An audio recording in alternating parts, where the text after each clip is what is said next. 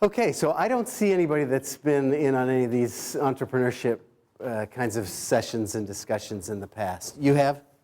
No. So I'm at no risk of repeating anything that you've all heard, at least from me. So in any event, our topic is kind of culture, and how do you build a culture, and how do you think about culture when you're building a business? I presume all of you are building businesses, have built businesses, have thought about building businesses, have watched others build businesses, so this is something that's of interest, or you wouldn't be here today. But what do you worry about? When you're building a business, what are your worry beads? What's the stuff you spend your time and thought on? You thought this was going to be a lecture and a presentation. I'm going to make you work. Yeah. Getting a great team together. And so you spend a lot of time sifting, sorting, selecting, interviewing, hiring, training, and I hope firing. Not that that's fun or that anybody looks forward to that, but you better be firing if you're building a great business. What other things do you worry about when you're building a business? Yeah. Keeping that great team engaged and happy. So not only hiring, but it's keeping on the same playbook, in the same playbook, yeah. Yeah, Matthew? Having enough money. That's a big one. Almost all entrepreneurs spend a whole lot of their time thinking about, do I have enough cash? Other things, yeah. Striking the right balance between pushing the team hard and keeping a positive mood. Yeah, because entrepreneurs they feel the pressure of it. They're hard driving. They've got an idea or a concept or something they want to get done. Not everybody's bought into the same level, and so they want to push everybody else on the team, but they don't want to push them so hard that they drive them off. They get them to go to a competitor or start up something. Yeah, Carmen? Timing. Is the timing of the product that you want to create the right time? So it's kind of a market concept. Yeah, where are we in the cycle of the market? What are competitors doing? So how do we think about that? This is one of my star students from way back. He knows all the answers. So if we get stuck, we'll just turn to him. Yeah, so market issues. Anything else that you really worry about when you're an entrepreneur? What do you lie awake at night thinking about? So we've got people, we've got market, we've got capital. Competition. Yeah, which is another form of thinking about the market. I always think about what's the competitive response going to be to any move I make. Because a lot of times I'll see something that's a real opportunity, but if I forget that there's other people in the marketplace, it's not, making one good move. Have any of you been watching curling? I can't help it. I mean, I wake up in the middle of the night, and so curling is what's on. This is it's a great sport. I mean, I'm not sure it's a sport, but it is a fabulous thing. They call it chess on ice, because, there's a lot of strategy and everything. And so you lie awake at night, either watch curling or you think about, what you should be thinking about with your business. So the odds, you won't like seeing this slide, but 9 out of 10 startups fail. 75% with VC funding fail to have an up round, and there are very few that make it to IPO or strategic sale. So there's a lot to worry about. What that says is, you're worried, you're thinking about these things. Well, that's not unusual, and there's a lot of reason to be worried.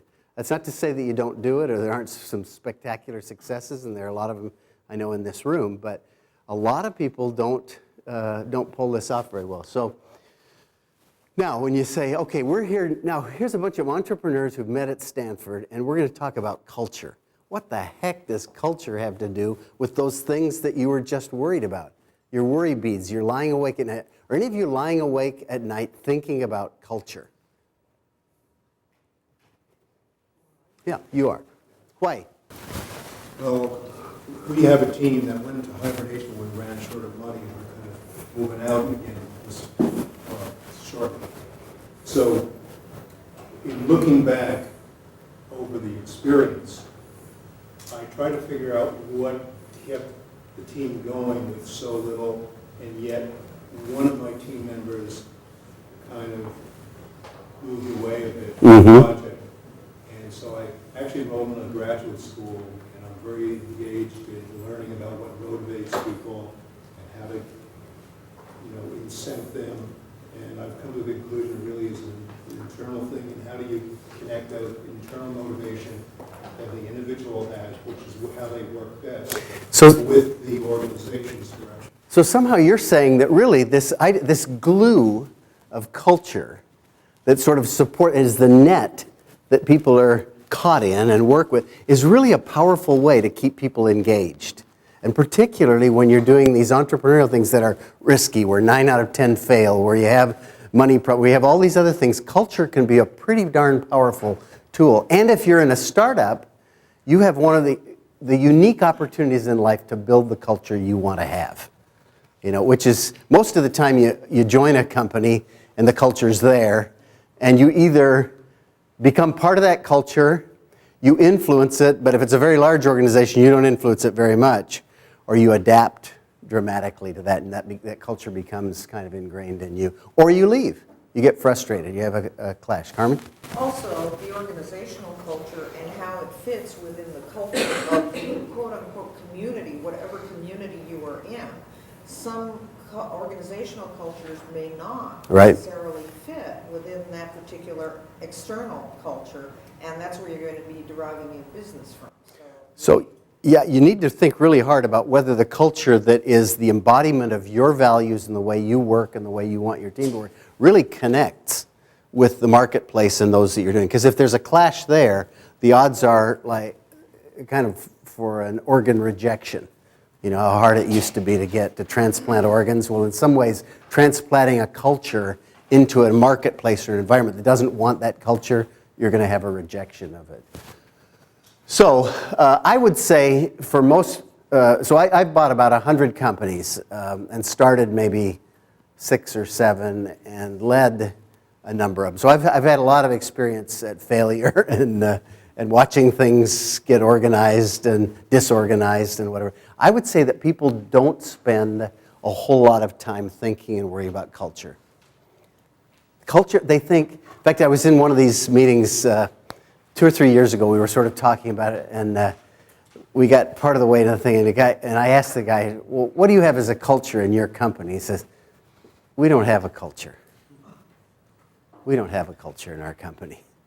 We don't need no stinking culture, was basically. And I looked around, there were a bunch of knowing looks on the faces of people, and I said, what are you smiling about? And the woman that I called, I said, he has a culture. He really has a culture. We don't need no stinking culture. You've got one, let me tell you. You've got a powerful culture already. But not a lot of people think about it intentionally. They're not intentional about the culture. They just say, I am who I am, like it or leave it. This is who I am. I do things a certain way, adapt. I'm the entrepreneur, I've got the idea, I raised the capital, you better fit. So that's how a lot of people think about culture. We're going to talk today about how you can be more intentional about it. Yeah. Shouldn't your culture also be part of the embodiment of your vision statement? Yeah, so I don't want to really get into, because you can talk about mission, vision, values, and then kind of translate. We'll talk about that a little bit, but you're absolutely right. Your culture is a very much a part of that whole thing. It really connects tightly. But it's easy to get lost in definitional no man's land with those things. So what I really want to do is speak at kind of a conceptual level and really get the idea of, what is a culture really, and how do you influence it? How do you change it? How do you develop it intentionally? So today we've got a keynote speaker here, and I was interested to read this quote. So here's the founder of, Chairman and CEO of the Four Seasons Resorts. And he gives his reason for success. So is this a culture statement? Is this an assessment of culture? How does this kind of a statement connect with the idea of a culture? Is there a culture at Four Seasons that derives from this? Yeah. Yeah, so the way I see this, the culture is basically aligning everybody to accomplish the same, everybody, keep everybody in one line to... Where everybody connects with a certain value and behaves a certain way? Is that what you're saying? To accomplish the same objectives for the organization. Okay, and what would you say in a word, without saying this, but what would you say would be the characteristics of this culture, if this were true? Integrity and leadership and Service, caring about other people. It's really being other-focused, caring about other people. Now, what happens if this guy, I've never met him, and I assume he's terrific, but what if he says this is our culture, and then he gets to the office and he barks at his assistant, and he throws his briefcase across the room when something bad happens, and chews out the manager of the hotel? What happens? What is the culture then? I think it's tyrannical, but I actually think it's even more cynical than it would be if he were just to not have made this statement. The fact that you make a statement, say this is the secret of our success, this is our secret sauce, this is who we are, these are our values, this is what we're about. You, by gosh, better live those values, or you're going to develop a cynical culture. And you're going to have a culture where everybody is a cynic and a critic and holds back and is wary and reads the tea leaves of what you say. So anytime you get out there, so one of the ideas about building cultures, think carefully about the statements you make about your culture, because you will be held accountable to those. People really pay a lot of attention to these expressions of values, and we'll see why in a little bit. So early stage business, I think everybody, now I don't know if anybody would be willing to say this, but any of you ever worry about failure? This is Stanford, so nobody ever worries about failure. I've worried about failure my whole life. I mean, it's kind of what I think about every morning. So how am I going to fail today? It's Andy Grove wrote this book, Only the Paranoid Survive. That's kind of how I've been. I've just been worried all the time that I'm going to run into a wall. Well, so people think about failure. A lot of successful people think a whole lot about failure, and they're trying to keep from failing. Well, if you read these things, it's really kind of, this is kind of a compilation of surveys and studies of entrepreneurs, and basically they can boil down to these three things. Where does culture fit in there? So it would sound like from reading that you can have a bad culture, a really stinking culture, and still not worry about failure. Or does culture fit in there somehow? Or should there be other things to think about? Well, this is what people traditionally think about in entrepreneurship courses and startup courses. They say, man, there's a lot of uncertainty when you start a business. There's a lot of scarcity of people, capital, ideas, product, and everything. And we're just involved in change. Everything's dynamic. It's so dynamic. So those are the three characteristics. Well, so why worry about this culture thing over here when we got the tectonic plates are moving? You're standing there trying to keep your balance, and here you've got this clown here saying, you ought to think about culture. Culture is really, well, there's another study that I think you'll find, well, these are the 7 habits of highly effective entrepreneurs. So this is what, if you really talk to most entrepreneurs, say, well, what really are your values? What do you think about? I would submit to you that these are the most profound values that entrepreneurs have is, don't run out of liquidity. Make sure you've got enough capital, to keep going. But here's the other one that I wanted to get to, and that is this idea of culture. So Ichak Adizes, who is a professor at UCLA, did a study of what he called corporate life cycles. And it was sort of, the thesis was, every business fails. There are no business. East India Trading Company is the oldest one in the world. It goes back to the 16th century or something like that. But other than that, you can pretty much go, the Fortune 100 companies in 1900, only 3 still exist today, to give you an idea of the half-life of companies. It's just not all that long. So the question is, when do they fail? Well, he sort of said, here are the things. So they go through these stages, and this is kind of the stage you're in. Somewhere in here is where entrepreneurs are operating. This is the most exciting time for a company, but look over here at the most common causes for failure at those stages. Well, the first one is the one you'd expect. Don't run out of cash. Be well capitalized. So liquidity is one. The second one is this one that you were quick to bring up. All 3 or 4 of you back up there were saying, well, it's hiring people, it's getting good people, it's like you were saying, keeping them on the team, keeping them motivated, getting that team together. That's the second one. But look here, number 3. is the culture.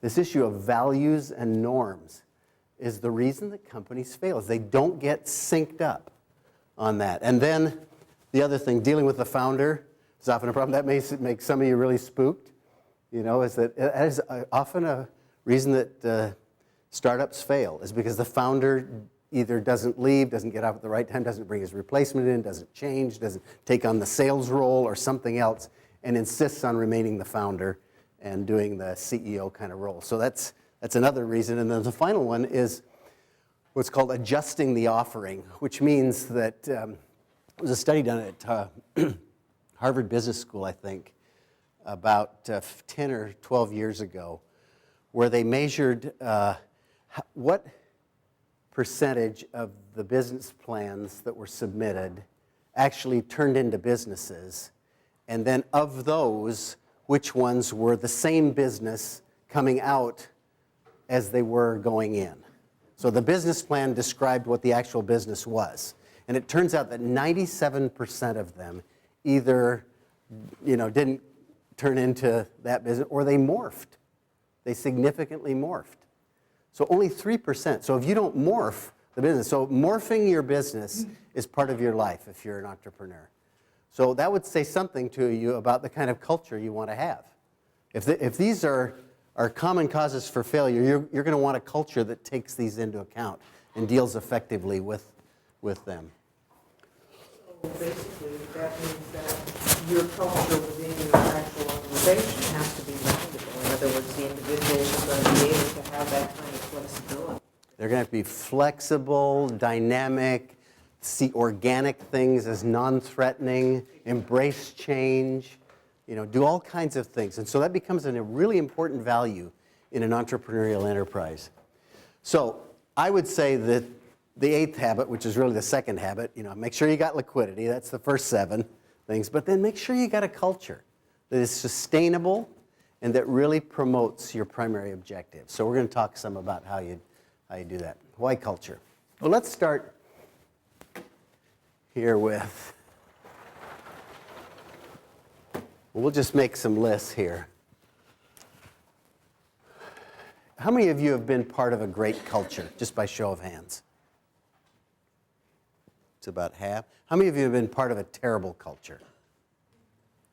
About the same number. How many of you have been part of, have experienced both? About the same number. So we know something about, at least we have an idea. So let's give some examples of great cultures, and we may just list a half a dozen companies here. And then what are the descriptors? What about it made them terrific? And then let's do the same thing on the other side and see if there are any patterns here. Yeah. Okay. And the description is all the values that are there to ensure that your consultants stay true to the cause.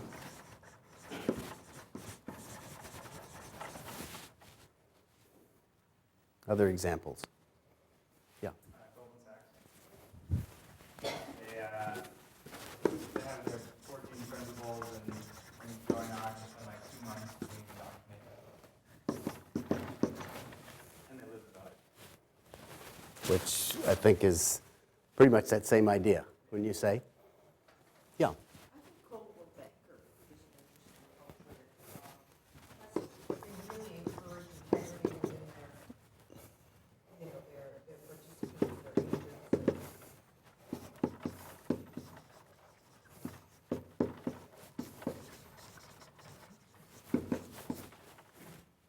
Yeah. USAA. Insurance company in San Antonio, isn't it? Right. Very strong culture, the same thing, and it's just, they're the gold standard, recognized, high reputation. I think for that reason. American Associates, I don't know that one. What? yeah, it's a small boutique management consulting firm. Americana? It supports work-life balance in a way that I think that was in the consulting firm.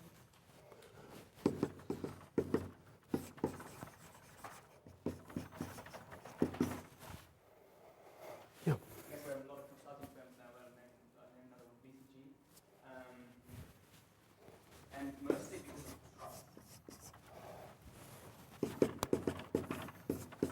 Now, you may feel like I'm forcing this a little bit here, and I probably am. But really, if you sift through and think through these things, it is really a congruity with stated value. There's a strong set of values that are thought through and expressed. They're lived from the top. They're enforced throughout the organization, and people really live the values. So that's an interesting thing about culture. Now let's go to terrible cultures and see. They might just be the flip side of this. They say one thing and they do another, but we may see some other patterns here. That's enough. I think we've kind of made the point on this. What about terrible cultures? If anybody dares say.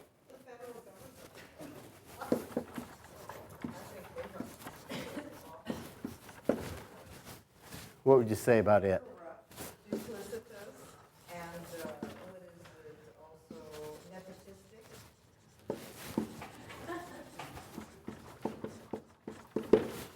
Okay. Yeah. Audix. Aid. Help me again. There was a young culture, and it was not stable.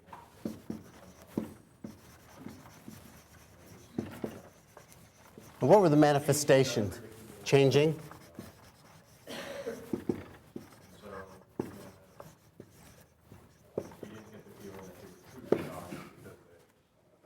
Yeah. Yeah. Any others? Yeah. Sun, when I was there. Sun Financial? No, Sun Microsystems. Oh. They actually have that balance of the culture, but we would run a bit like a frat house, and people would be pitted against each other, and that, especially the sales organization, that was very, very well done. But they have had balance of actually very good culture as well. So anybody see a pattern here or anything that can you describe what goes on with these that just alienate us? Is that your hand up or you have to be really careful with me. If you scratch your mouth like that, you get a cold call. Vivian? Okay.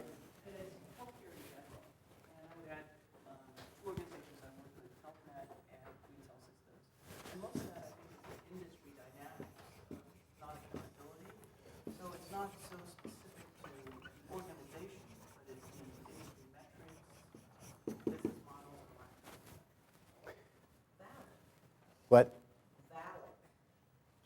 Valak? Yeah, Val. I don't know them. They are investment firm. They started as an insurance company, and basically they take a lot of retirement funds and invest them in very risky kinds of investments, so therefore not keeping the interests of the individual investors. So there's a non-alignment with people. I mean, if you're really, let's try to summarize. If you could just take a snapshot of that and think through, what is it that goes wrong? Where's the illness in these kinds of cultures? And what does it stem from? Because they didn't start out and say, let's have a really crappy culture. I know how we can offend all these people. Let's drive off the best people. I know, I've got an idea. Yeah. Well, I think there's, saying one thing and doing the other, and then there's appropriateness of the color you choose, which is something, I guess, a question I had around, it might not be a bad thing for someone to have a frat house and a bullet fill with a competition being culture if that's appropriate, right? And then how much of these negative cultures is to do with the fit? And how do you just have to go, well, there's going to be an element of people that hate our culture, and that's fine. Yeah, so there is something there about this alignment. Who you hire. If you bring in a lot of people who just don't fit with that culture, who is it? The Yankees used to fight like cats and dogs. They didn't get along, but they were the best in the world, and they did have kind of a bad boy culture, that allowed them to win. So they fit with that. There's a bunch of sports teams, where they haven't necessarily had the best culture in the locker room, but they win, And so they have a winning culture and kind of a chip on their shoulder attitude, and it tends to work for them. Yeah. I think part of it is whether it comes down to what motivates people in an organization, whether it's some objective goal that they truly care about or are inspired by, or does lacking that, does the corporation create some culture that motivates them some other way, like pitting them against each other? Yep. So one of the things I often expect, I'm not sure I can apply it to this list precisely, but often there's politics. You know, and what do politics mean in an organization? People don't go out and get elected, but when you think about a heavily political organization, how would you describe? Well, that's a really political place. What does that mean? They're conformist to whomever is in power. They pay attention to who's in power. They are respecters of persons and of title and of hierarchy. They check out where you are in the list, and they treat you well depending on where you are in the pecking order. If you're the receptionist, you're dog meat. Nobody listens to you. If you're the assistant to somebody, nobody pays any attention to you. You can't have a good idea. Healthy cultures, the best idea tends to win. It's not where a person is. They're not political. So there's a huge element of politics usually in these terrible cultures. But some industries, like investment banking, has been built upon this culture of like hierarchy and ability between the different ranks. It's hard to say a whole industry. I mean, I remember, so I had a fair amount of experience with Salomon Brothers and Goldman Sachs. And I'll tell you a quick story and then we'll move on. But I remember going into Salomon Brothers, and I was trying to raise a $500 million facility. This was a big facility in those days. It was big today, I think, but it was huge in those days. So it was a big piece of business for them. And so I got in there. I went alone to New York, and they had 10 bankers sitting around the table, and about halfway, and they were all vying for airspace. They were talking over each other. They were, I mean, and I gave them my name, and that was it. And I didn't get one more word in. And then all of a sudden, John Goodfriend, who was the former managing partner of Salomon Brothers, walked in, and it escalated. I mean, if I thought it was chaotic before, as soon as Goodfriend entered the room, everybody was trying to out-talk and outsell and out-impress each other. So it was very much, a star system. And it was the hungriest bear that got all the food at Salomon Brothers. So I left Salomon Brothers and I walked across the street to Goldman Sachs. And there could not have been a more different environment. It was team, it was showcasing. They listened, first of all, they listened to me. They said, Joel, what are you here for? What would you like? What would be the perfect outcome for you? How would you think about this, that, and the other? And I felt really listened to, and then and it was an exchange. So even in those kinds of things, where you may have some industry cultures that you can characterize a little bit, but even in those, there's a broad range. And I would say, has anybody in here ever worked for Salomon Brothers? It was an unbelievably miserable place. I think had anybody, it would have been over on this list. It was a very, very tough place to survive and enjoy life. So, okay, well, that'll give you a little bit to go on here. Now I'm going to ask you about this. What if I said, here are the 6 words that describe it. This is, by the way, the speaker of, the keynote speaker at one of these conferences came and gave a talk. And I asked a similar, we had this kind of get-together after his speech, and I said, let's describe his culture. What was his culture like? And these were the 6 words that came out. Is this a great culture? Would you like to work for this? If I told you, this is all you can know about this, do you want to take the guys standing out there, do you want to go take the job? And this really accurately captures, this was kind of the consensus. Would you like that or not? I think it goes to the point of congruency, whether the people and the product match these features. If you're an established business with all the people in there that like stability, it's not going to work for them. If you're a young startup with So this issue of fit, of fitting the culture to the people and to the circumstances, the community, is a really important one to think through. If I told you, so I'm the chairman of an airline called JetBlue. If I told you these are our values, this is the essence of our culture, how would you feel? No, if I just told, I'm making this up. Please understand, get this on tape clearly. I'm not saying this are JetBlue's values.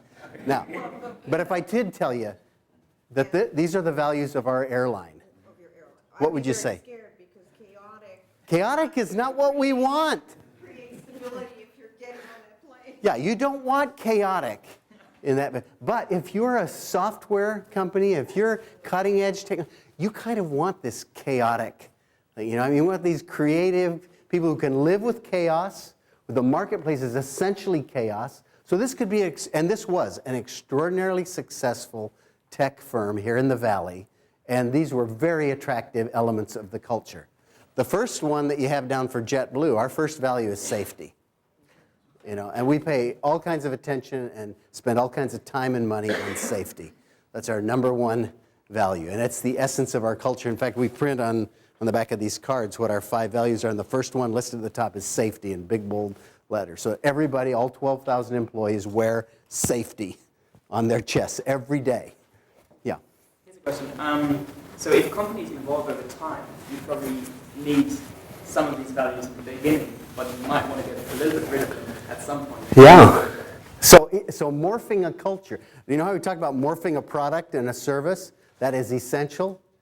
Morphing a culture is also essential. How do you morph a culture? What's the most powerful way to morph a culture? Well, example is a really critical thing. But when you have, so we've got 12,000 employees. Now, how do you give that example that you can influence 12,000 employees? Yeah.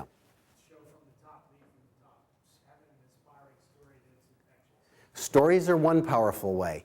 How you behave, you know, never violating a certain set of values. Those are 2 powerful ways. I think there's one that's even more potent. Matthew? I think hiring and firing. There is nothing as powerful as who do you bring on the boat and how do they progress and how are they promoted and who do you let go? I mean, you say worlds with every one of those key personnel moves. You morph the culture. And so that's really, I think, a very powerful way to do that. So I want you to think about your own culture. I'm going to give you an exercise here in a minute. But I want you to think about wherever you are, even if you're a student, you're here at Stanford, and you know, what's the culture of your dorm or your set of friends or whatever. So think about whatever your milieu is. I want you to think about the culture, almost in terms of band. I want you to think about it in 6 words. And to get you started on that, I'm going to give you a 6-word short story that Ernest Hemingway wrote. For sale, baby shoes never worn. You know, and as the father of 7 kids, I got choked up when I first read that. I mean, I was moved by that story. I could write, this was a story to me.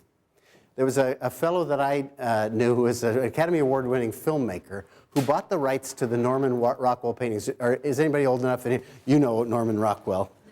You know Norman Rockwell.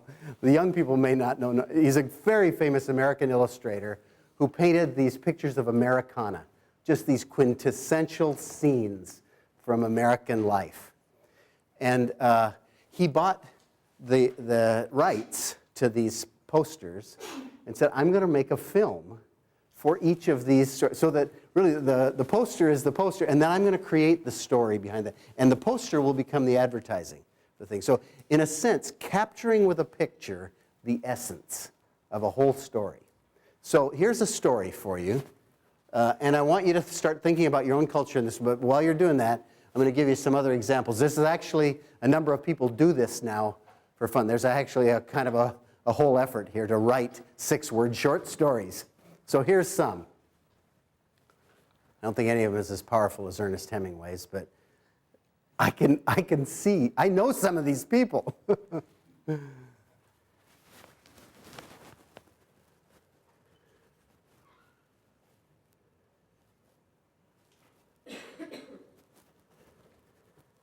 So you've got those down, everybody through those, looks like.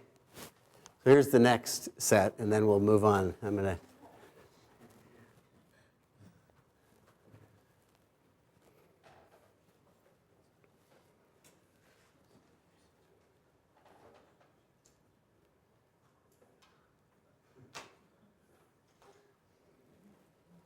So it's kind of whole stories there.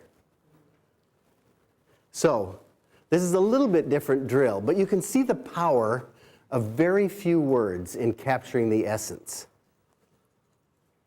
of someone's life or of a story or whatever. So I want you now to pair up as best you can and write your 6-word value statement, your 6-word. What are the 6 words that capture whatever your culture is presently? So no more than 3 in a group, but pair up with somebody who's close to you and tell it in a way that each of you can capture the others. Sorry. You pick the culture you want to talk about, but pick a culture that you live in and describe it in 6 words. Capture your culture in 6 words. How many of you felt like you were able to describe your own, whatever culture you decided to describe, in 6 words and felt happy with it? How many of you were able to describe whatever culture it was you were describing in 6 words and felt really pretty happy that you'd captured the essence of the culture? So maybe a third of you. How many of you who listened to the others felt like, I get it, I understand their culture? So it's about the same number, felt that way. What was the what kept the rest of you from getting there?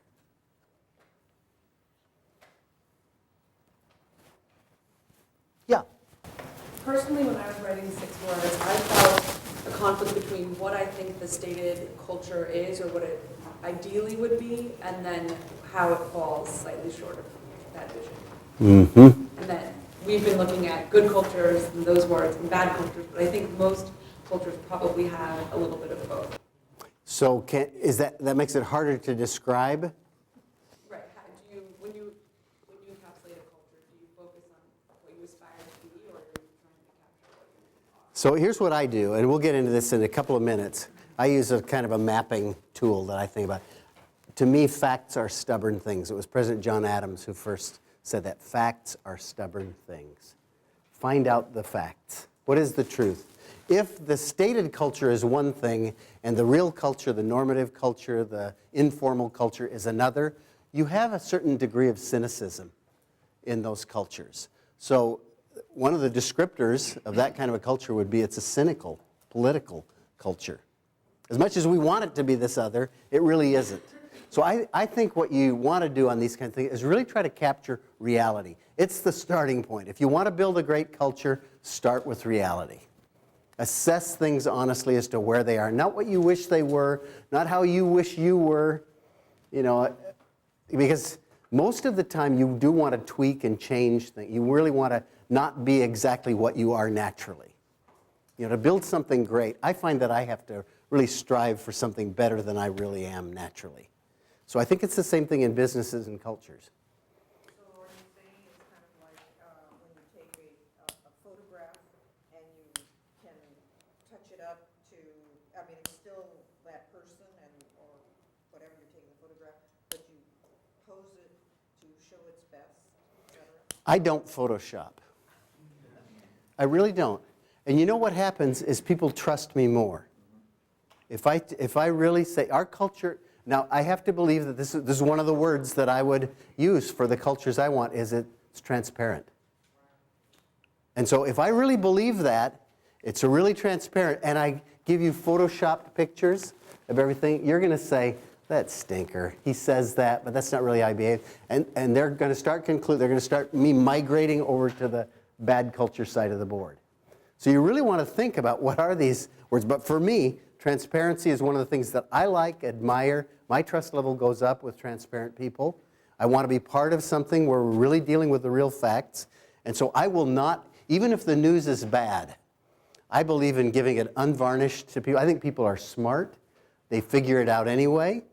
And just say, this is the problem we face. This is the challenge. We're going to have a tough year. We're going to have to cut back on costs. This is going to be, and you may find some pushback on some of these things. You can create some problems for yourself with that. I find that and this is a 63-year-old talking here, I understand that, and I've made mistakes and whatever, but over time, over a long lifetime, I have found that complete transparency, openness, increases trust, high trust, builds better cultures, more flexibility, more adaptiveness to the marketplace.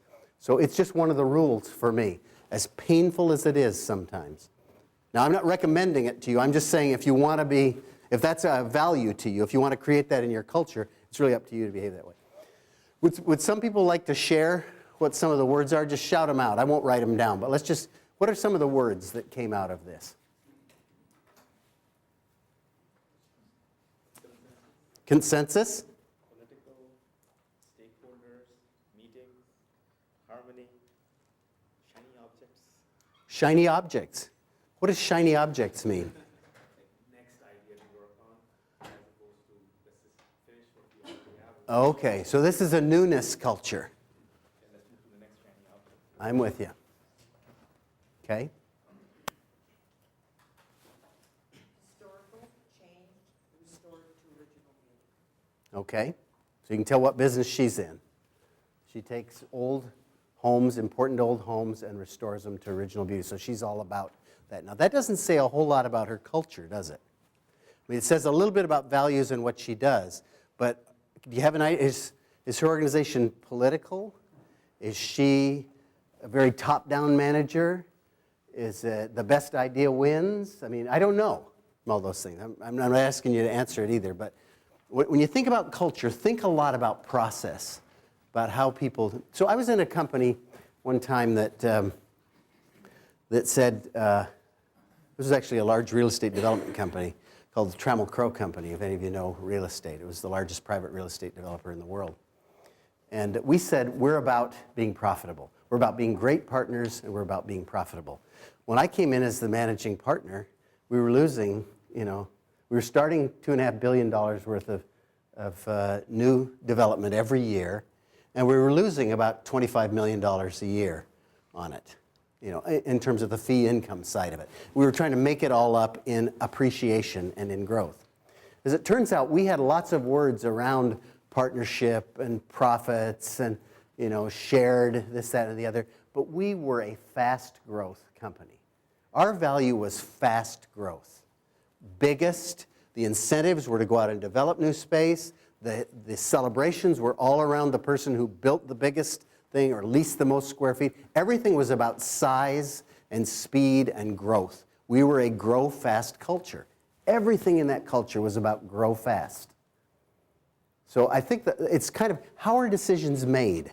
What is this really about? Yours is about shiny object. I mean, we love innovation. We love the new idea, the new thing is really what gets people going. And we don't want to build systems to support the old idea or really scrub it or whatever. People get bored with that. So that's an interesting thing in a culture. You want to keep that? You want to change it? You want to morph it? Do you need to? When will you need to? What kinds of people you need to bring? So there's all those kinds of issues around it. Any other that would like to share? Yeah. Service, care, quality, and friendliness. Okay. So there's a hotel company that it'll go nameless. But one of my friends was the chairman of it, and he asked, and it's not the Four Seasons, he asked the CEO the kinds of people that they hire, and he said, we hire people who are incredibly friendly.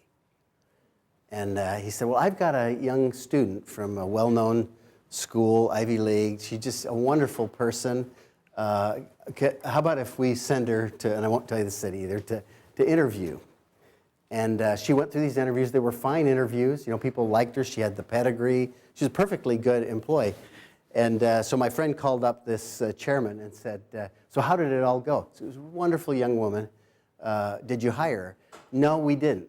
He said, well, why in the world didn't you hire her? She's, well, would you say she's incredibly friendly? She's friendly, but was she incredibly friendly? Well, no, she wasn't really incredibly. Well, so when we decided that she wasn't incredibly friendly, we didn't hire her. We didn't violate that cultural norm because we're building an incredibly friendly company. Now, with that, you can probably narrow it down to a couple of hotels. And I think one airline, I hope. Let's see, what did I do with this thing?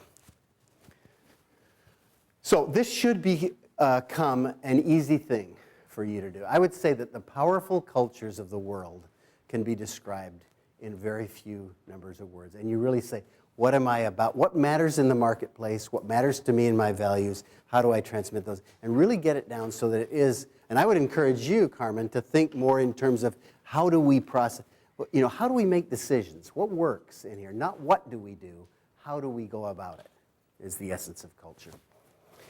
So here's a map for analyzing, thinking about building culture. Dave will recognize this. Maybe nobody else will. But this is adapted from Marvin Bower, who's one of my heroes. He was actually the founder of the Jones Day Law Firm, which is, I think, the second or third largest law firm in the United States, and a founder of McKinsey. So this is a pretty incredible guy. And he wrote a book called The Will to Manage, which if you tried to get it today, it would cost you $500 on Amazon. There are just so few copies of it. But this, and you would like it. It's anachronistic. The examples are from back in the 40s and 50s and whatever. So I'm not telling you to go out and spend $500 on this book you won't like. But there are some really powerful kind of eternal ideas. He uses a little different words, but this is my map. This is my interpretation of what Marvin Bower is saying. And that is that powerful cultures align from top to bottom. They have perfect alignment. So you get all the way down to the metrics, the things that you're measuring, you're reporting on, and paying people on. These controls are completely in sync with the values of the organization. There is no light between them. One leads to the other, to the other, to the other. So you avoid this notion of cynicism that we saw. They don't live their values. Well, this is a map. If you really think through each of these, and we'll spend the last 20 minutes kind of examining this. If you really get consistent on that, the odds of building a powerful, sustaining culture that get you to a new place are really quite high. So we'll start with values. Yeah. Clarification. I see this as more broadly applicable, that unless you get these in alignment, you don't really have a successful company. Period. I mean, it's not just the culture, and I presume your premise is that without the culture, you don't really have a successful company. But this strikes me as at the very heart of building a real successful. I totally agree with you. I think that's the fundamental map. But I think it starts with, because culture is so tied to the top, to the values and objectives. You know, if you get that wrong, or don't get that clear, the odds of it radiating all the way through the organization, to have a successful, powerful organization, are minimal. So that's a good clarification. This is a map for a whole company, really understanding. And I go into companies and just say, are these guys likely to be successful or not? And I look, and if I see a lot of daylight between these things, if I see like my old days where we said we're about one thing, but all the incentives were for, everything we measured was growth, I can say, these guys aren't really quite, they're nice guys, they smile a lot, they look at, but they're not really living what they say they're about. So I think you're right, that's a great comment, yeah. One thing, I don't know, maybe it's embedded somewhere, but where's vision come in? Like what the reason that we are in business to start with? Yeah, well I think that probably is a meta concept. You know, if you really say, what is our mission and our vision, and you know, what's the target? Who are we? We're serving whom with what? You know, in what unique way? Now, what are our values? What are our objectives? And I think you kind of work your way down there. So I think there's kind of a meta layer here that I think you have to get in busy. But so, so here are some of the points that I would make on that. In terms of values, when you start thinking about values, people have strong views about values. They hold their values dear, sometimes close to the vest, but you can always tell. If I were to spend a day or two with any of you, I would know what your values are. Because values are where you spend your time, your money, and your mind share, which is what you think about and talk about. It's what you say to yourself when you're showering. You know, it's what, so really your values are deeply, deeply embedded in you, and they are observable. You can see a person's value. And so when people say their values are one thing, and then they behave another way, and I see this all the time with people who say, I'm really committed to this, that, and the other, and then they spend all day watching soap operas. I'm making that up, but because I have a good friend who's the chairman of Charles River Associates, a big think tank in Boston. And he asks me, he said, well, so what happened on Days of Our Lives yesterday? You know, as if I know. But So, I mean, you really have to, your behaviors get really consistent. So I pay a whole lot of attention to where people spend time, money, and mind share. Those are their values. And then the second thing is that they're not virtues. A lot of times people think virtues are values, integrity, forthrightness, all these things that sound high-minded. But really your values, if you really boil it down, it's where you spend. So I have a funny story here, at least I think it's funny.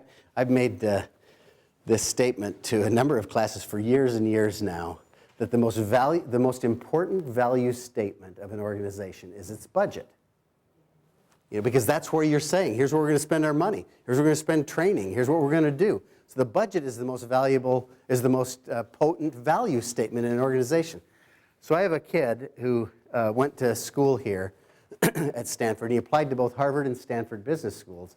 He ended up getting into both of them. And he decided to go to Harvard Business School. And I said, what are you thinking? I went there. This is the better business school. He said, Dad, I can't go there because you're there. I just don't want to be where, you're there. So I felt kind of bad about that. And then about a year or so into it, he says, Dad, I just was in my strategy class, and somebody said values are the most important value statement of an organization is the budget. And one of the students said, that's a really important idea. And the professor said, yeah, there's a guy out at Stanford who's been saying that. They asked for the name. He said, his name is Joel Peterson. And my son just, he couldn't believe it. But I've believed this forever. That if you really, really want to understand the value, if you really want to get to the core of culture, look at where people spend their money, their time, and their mind share. Those are the values. And cynicism develops around saying something's your value and then behaving in a way that your time, money, and mind share is somewhere else. So you're saying that, let's say they do not, they say they want to have well-qualified professionals, let's say, but they do not allocate any money to training. they don't train, they don't keep the ones that they've got, they don't treat them right, they take advantage of them, they don't celebrate their success, they don't do any of those things, they just say it. Words are cheap and words create cynicism. I am very cautious about what I say. I try to behave. I had a partner one time who says, you can't talk your way out of problems you behaved your way into. And by the same token, you can't create a culture with words that you've behaved your way out of. You have to behave your way into a culture, and you have to hire people who behave that, and make darn sure you don't put words around something that isn't real, or you will have one of these cynical cultures that will drive off all your best people, you'll lock in the deadwood, and you'll stagnate. So here are some of the value conflicts. It's not easy to answer these, because every organization says, man, and I told you the one that we had, was it growth or profits? Those are in opposition in many phases of the market. Many times you find, man, we can either take advantage of growth or we can be profitable. We can't do both at the same time. So there's a value judgment there. So in every one of these, I sort between it all the time with customers, shareholders, and employees. When you have an airline, you have lots of employees, you have lots and lots of customers, and you have shareholders who are not making much of a return on their investment. And so you have to balance all those, and they all want more of it. So what's your priority? How do you behave there? Well, that's a culture. So you can see that where these conflicts are is where you really deliver the message on what your values are. Conflict is an opportunity to deliver powerful messages. Yeah.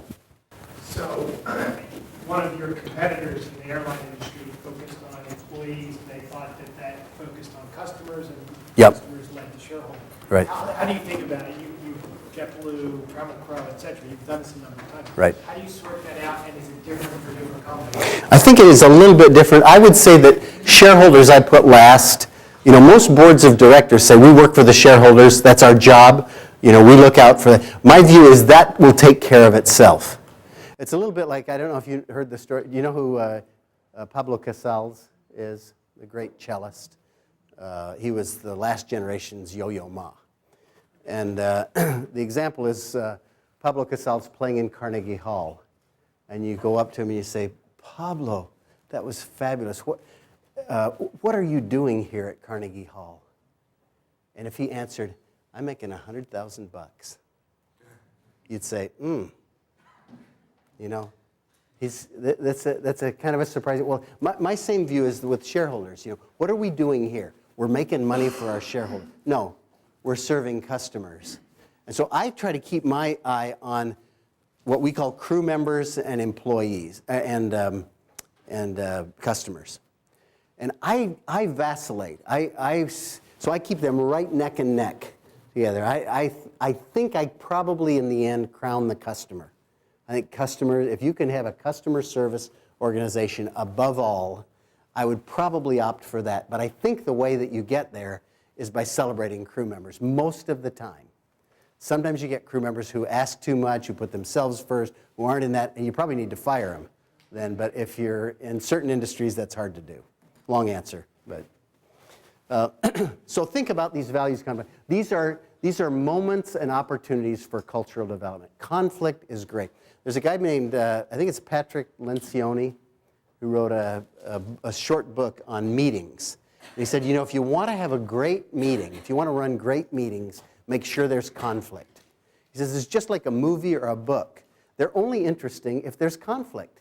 You know, if there are different points of view that can be argued. So make sure there's conflict. So I regard conflict and differences of opinion as to me, it's a high value thing. It would be one of my words is celebrate conflict, welcome conflict. You know, it'd be a culture that I love, is one where people can take opposing points of view, argue them, and then ultimately you wrestle them to the ground and the best idea wins, and you move forward and you all support it. So that to me is kind of a cultural thing. But conflict to me is something that will really help you sort through that. Don't be afraid of it. Lots of people are afraid of conflict. And I would say if you want to have a great culture, embrace it. Look for it, celebrate it, and then be thoughtful in how you. So then the next thing is your values should drive you to objectives. We're going to kind of blast through this pretty quickly. I just want to give you this map with enough flesh on the bones that it'll mean something to you. I think this is the most powerful way for an entrepreneur to lead. Values you've written down in 6 words, you kind of know in your mind, you'll hire and fire to get there. You know, where you spend your money, time, and mind share will tell you. So that's kind of the values drill. Setting correct objectives is the most powerful lever you've got. They just can't be inconsistent with your values. So you can't say, you know, our values are serving mankind or making the world a better place and we really want to make big bucks on illegal drugs. That's kind of our business model, is just we really want to knock it out of the park with illegal drugs. So you got to have consistency there. So objectives, I would say the other thing to think about this is I find that people will not compromise values. They'll easily compromise controls or metrics or measurements. So as you move down the list, you have lots more of these. You have fewer and fewer as you go up, and people will compromise easily these. They will never compromise. If you have a conflict over values, my view is separate. Don't try to sort it out. You know, you have to have people with the same values at the top, leading it, developing the culture. So just separate. Don't fight. You just go your own way. There's not one value system for everyone in every market and every era. Separate. So setting objectives. So I wanted to give you a couple of examples here of great objectives. This is the one that Pepsi had for 30 years, beat Coke. And in 2006, they beat Coke. So that's the problem, you know. You've had this objective. It's through the entire organization. You've achieved it. What do? Yeah, now what? Exactly. Well, you've got to come up with a new objective that's as inspiring. So here's Indra Nooyi's new objective, is we want to be known as the way you do business globally. Set the standard. So it's high-minded, and she's developed some specific measures around that since then. But that's a pretty good objective. Here's another famous one that is even a better one. Land a man on the moon and bring him home safely within the decade. That's JFK. It's measurable, it's inspiring, it's aspirational, it's memorable, it's all these kinds of things. So think about, if you want to have a great culture, if you want to have clear values, you've got to set a clear, simple, understandable, easily communicated objective that people can remember. Here's another one. Who's this? Bill Gates. It sounded ridiculous. I remember my brothers, who are 10 years younger than me, bringing home a computer saying, this is a really cool thing. You can do Pong on it, and you can run spreadsheets and so that. It was clunky. It was that C prompt thing. Anybody remember? Saying, wow, it was pretty. I thought this will never work. Nobody will ever do this, and I'll be darned how wrong I was. So I don't know if we got one on every desktop, but there's a big idea, a memorable one. You can visualize it, and they behaved consistently with that objective. Here's the last one that I want to tell you this story on, victory. I think, and Dave knows this, my view is winning is the most powerful thing you can ever do to create a culture. If you can create a winning culture, people love to win.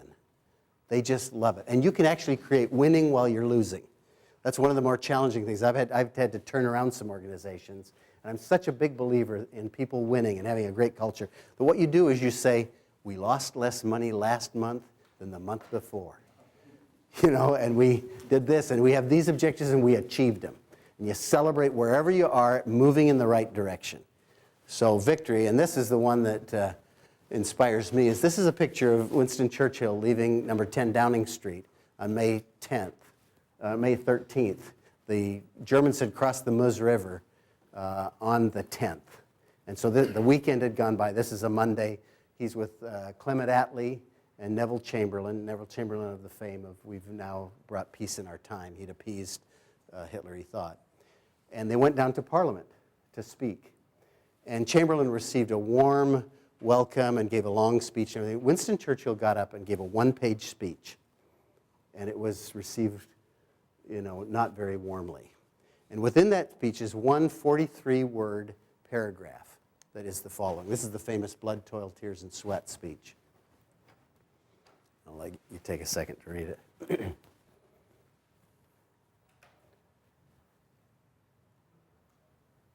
What do you think Churchill's objective was? Is there any doubt? I mean, there's no doubt. It was clear. And remember all the pictures of Churchill in World War II? What was he holding up? V for victory. He was all about, and every speech he gave, everything that he did was about that. So a memorable, attainable, but stretch objective that's consistent with your values is a really powerful way to start to create a great culture. We've only got a couple minutes left, so let's see if there's anything here I wanted to lead us through. I guess the point of this is to say that as the entrepreneur, as the founder, as the people who are trying to move things forward, you are really responsible for setting values and letting people go who don't, and making sure you hire people that share those values, and for setting the good, clear, memorable, aspirational, achievable objectives. So that's your job. The middle manager, the people that you bring in to sort of make things happen and measure things and whatever, they're really responsible for tactics and controls. In between, though, is this place where you cross, which is called strategy. And that's where you get together and you really create great cultures in strategy development.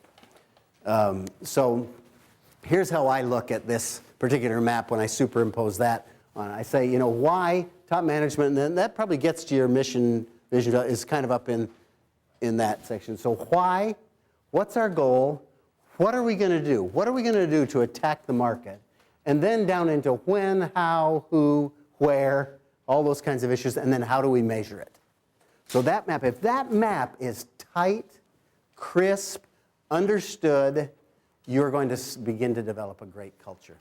There's we do surveys. So I'm on the board at a company called Franklin Covey, and we do kind of various things to help organizations achieve objectives. One of the things we do is goal assessment surveys. So we'll go into an organization and ask everybody, and we've done this for all the Fortune 500 companies. We probably have 100,000 of these surveys out there with people. And we ask people to name their company's top 3 objectives.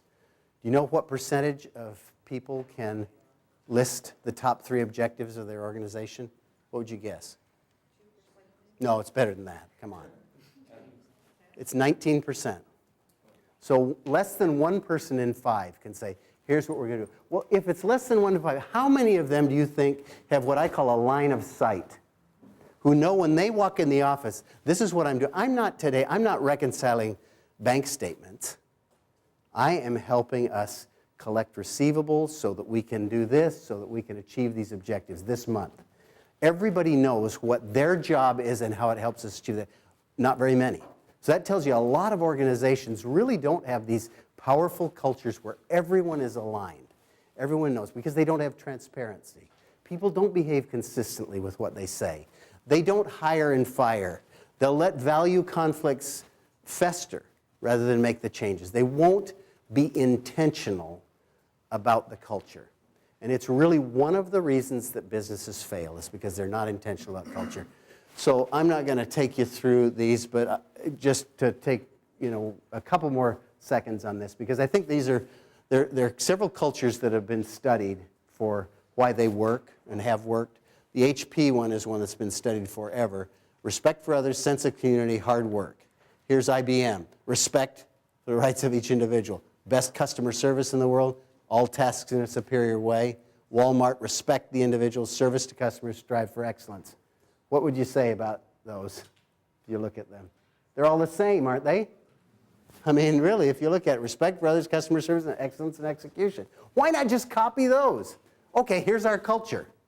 We just copied these successful organizations. Now we've got this culture. Well, the trick is it gets down to the execution. So, strategy has to ultimately devolve into work. And that's really where the rubber meets the road. And we don't have time. I wish we had another hour together, but I was going to show you Sam's 10 rules. You can probably look this up online. But look for Sam Walton's 10 rules. Look for the sundown rule, the Walmart cheer, the 10-foot rule, everyday low prices, and the Saturday morning celebrations. I mean, these are the stuff of creating a great culture that's tied all the way back up to the values of Walmart. So it's not just these big, highfalutin ideas. It's they have operationalized all these things. They have made it real in the lives of every employee who look forward to them, who know how it connects. So with alignment, you get high-trust organizations. High-trust organizations can survive downtimes, can survive times like we're in today. And by the way, it can be a micro event. It can be within your industry. It can be within your geography, or you can have a whole industry meltdown. It's toughest if it's the former two. It's easiest when you have everything melting down because everybody says, well, shoot, I don't have a bunch of options. I'll just stay with this, but they're not happy campers. If you develop a high-trust organization, you can have your organization suffer, and you can still keep people together and chart a new course. So with that, sorry I kept you over 1 minute. Have a great day today. Thanks.